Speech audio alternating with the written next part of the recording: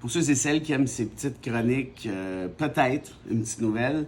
Je viens de débuter des chroniques avec mon ami Denis Lévesque au 98.5, à 13h du lundi au jeudi. Je vais peut-être être là un peu avant, dépendamment s'il y a des nouvelles qui viennent de tomber. Je serai aussi peut-être les vendredis, dépendamment des nouvelles en question. Et il sera, vous l'avez compris, beaucoup question justement de Donald, des sujets que l'on traite dans ces petites capsules. Plutôt que de le faire en 1 minute et demie, on le fait en 25-30.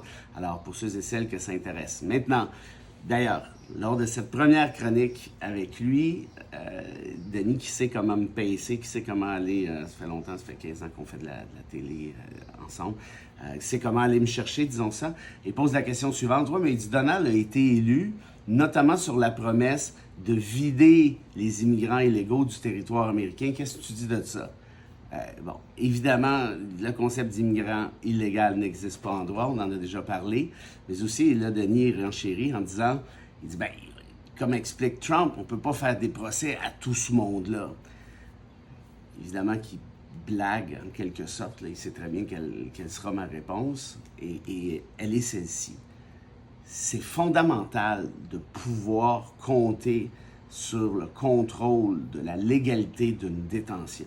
C'est ça qui fait la différence entre un État de droit et un État policier. Ça, c'est un.